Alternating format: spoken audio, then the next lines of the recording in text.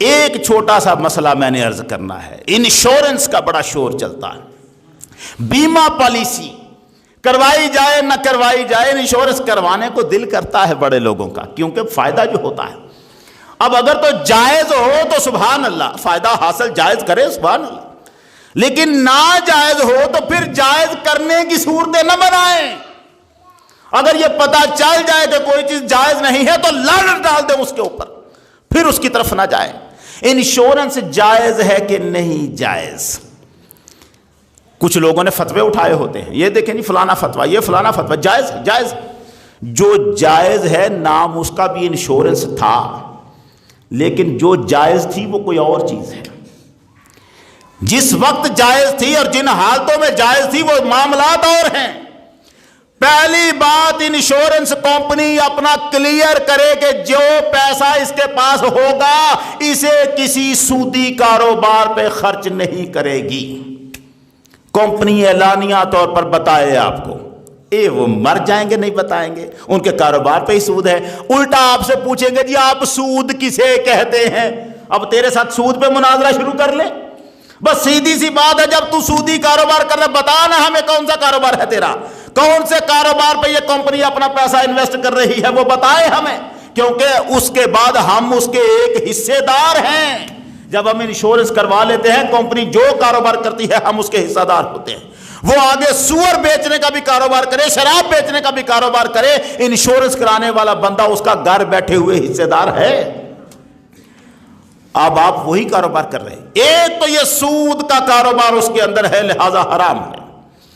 دوسرا، insurance policy کسی ایک وارث کے نام پر لگائی جاتی ہے، نامزد کیا جاتا ہے کون ہے، آپ کے مرنے کے بعد کس کو ملے گا پیسہ.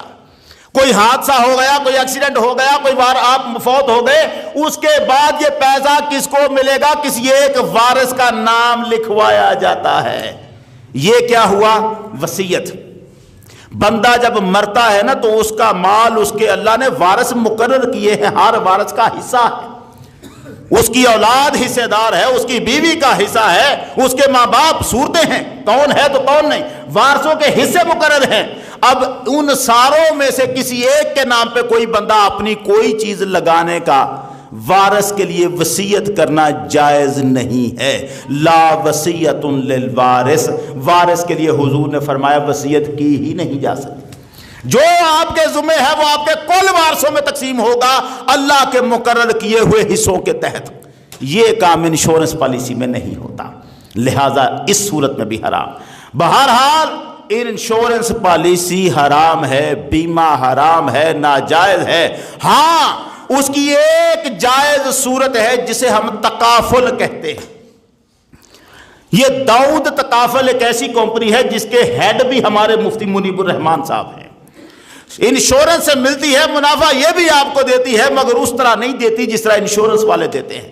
کاروبار یہ بھی کرتی ہے مگر اس طرح چھپا کے نہیں. یہ آپ کو کھلم کھلا بتائیں گے کہ کون ہے.